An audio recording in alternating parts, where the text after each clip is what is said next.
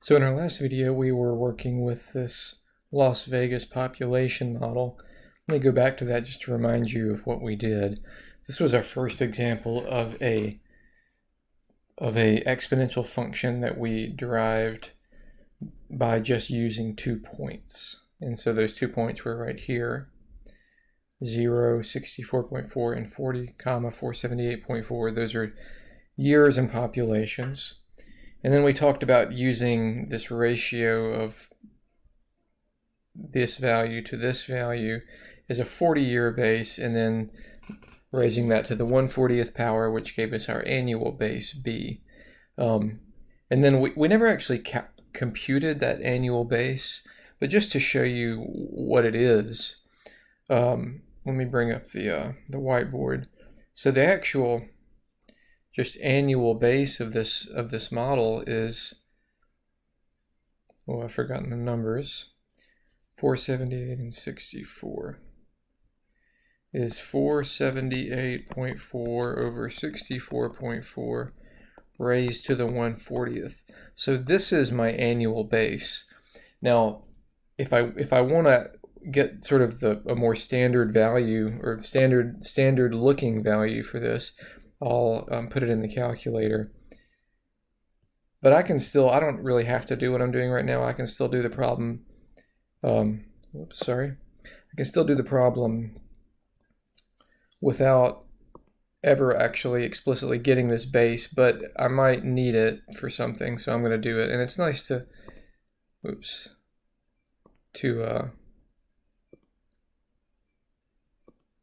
see it in the normal form here.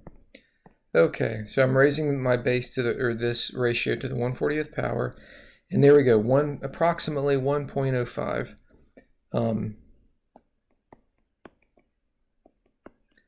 And that looks more like a base in the sense of these exponential functions, and I can see the rate is around 5%, something like that, and my growth factor is 1.05, annual growth factor.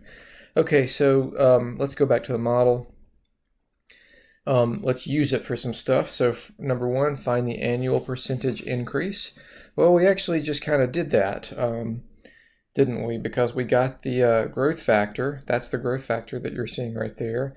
And then to get the annual percentage increase, we just need to subtract 1 and multiply by 100. And it's 5.14%. So that's my percentage increase.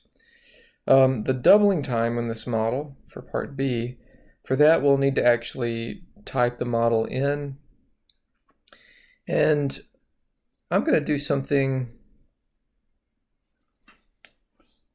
that is useful in this unit, which is I'm going to show you how to store a value and then call that value back up. Because if you notice up here, this value that I got for the growth factor, it's got a lot of significant digits, and we really need to keep all of those in order to have an accurate model. So and it would have probably been better for me to do this earlier in my steps, but that's okay. I can still do it right now. So I'm going to just do this computation over again, okay? Let me bring all this back up, and you'll see why here in just a second. So my computation was 478.4 divided by 64.4, raise that to the 1/40th. Okay. Now, I want to save this number, and I'm going to save it as the value b, okay? So when you want to save a number, here's how you do it. You see this button right here that says STO with an arrow? That's store. So I want to store this answer. So I'm going to call up the answer, then I'm going to press STO arrow, so store, and I'm going to save it as a letter. So this alpha command right here calls up a variable for me, and I'm just going to use b. And so this command, when I hit enter, will save this number as the letter B. All right. And so the nice thing about that is now if I hit B and hit enter, it'll bring the number back up and I don't have to remember it, which is useful. And the point of doing all that is because now I can enter the function with full accuracy. And my function is going to be what? The initial value is, what was the initial value? 64.4.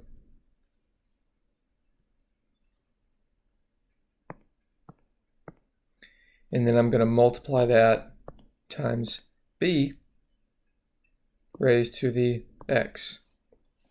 And because I've stored my b value, that is a simple way of doing this function. Now there are other ways to do this, and I think the actual lecture notes here use the full formula that we talked about, that's kind of indicated down here, and that's fine too. But all right, so I want to find the doubling time of this, remember. So let me go down here, and I'm going to go do 2 times 64.4. That's going to be my doubled initial value. And then for my window, I want to make sure that I see this doubling. So let's actually look at the table and see when we double. So I'm looking to get up to 128 or something. Oops, sorry about that.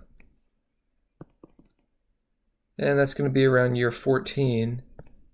So this window actually 0 to 25 will be fine, maybe even too much. I'll do zoom fit there.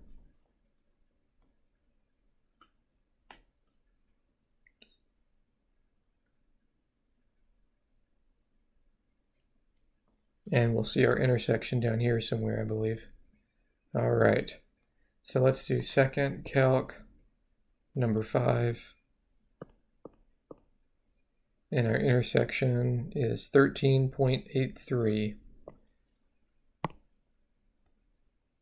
Oh, sorry. 13.83 years.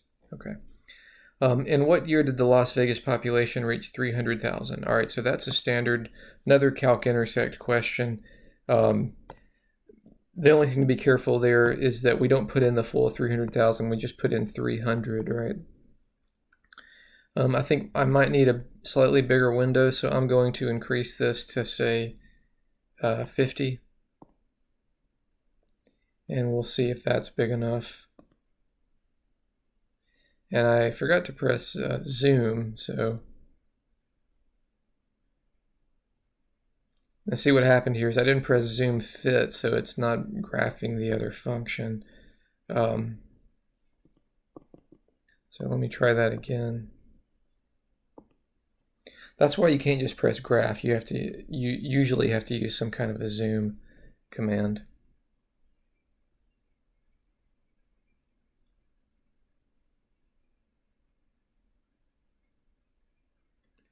Okay.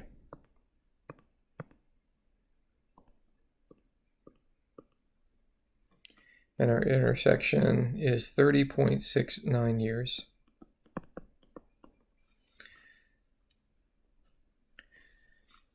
All right.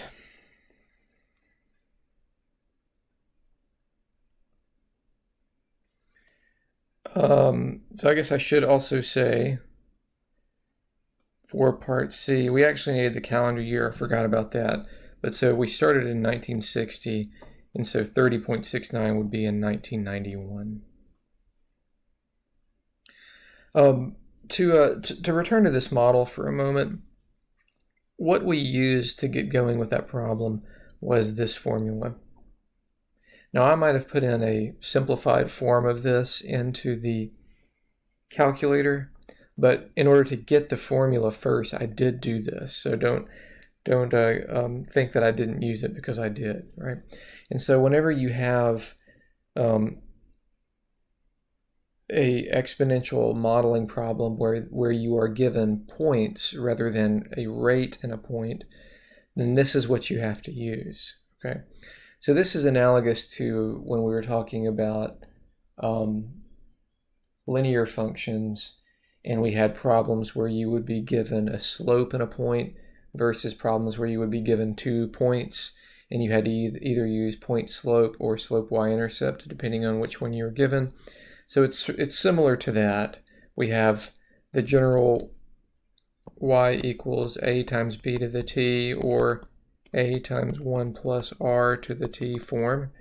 And then we have this form, and they each have their use. Okay.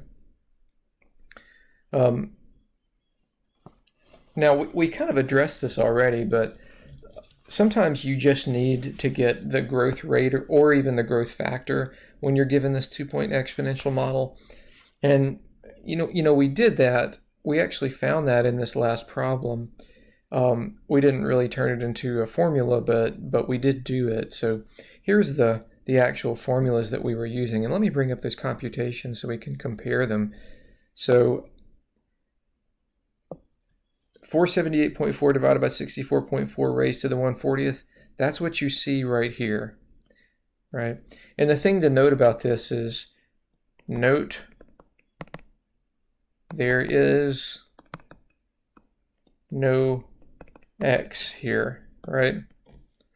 So that's the mistake that people always make, is they want to put a variable right here. But when we were computing the base, we pulled the variable out, and so we're just looking at this interior portion. And then once you get the base, the general process is always that we do that, right? B minus 1 equals the growth rate. So we just take that B form, which is more complicated, but it is still B, and subtract 1 from it. And then if you want to get this in percentage, you just multiply all of this times 100. Okay. All right, so let's do a little bit of review.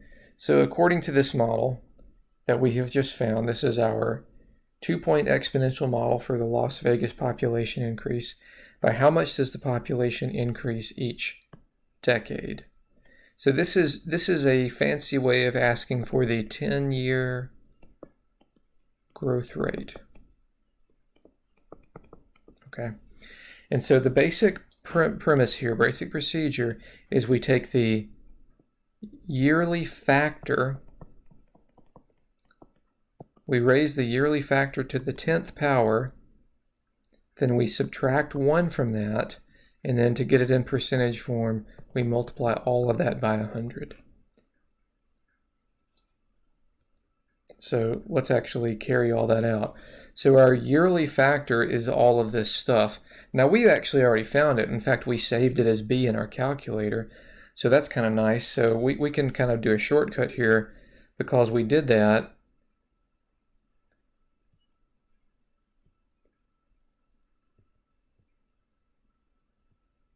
And just do alpha B caret 10. That's my 10-year rate. I'm sorry, no, 10-year factor. Don't confuse those. That's my 10-year factor. Then I subtract 1 and multiply by 100. And you get 65.09%.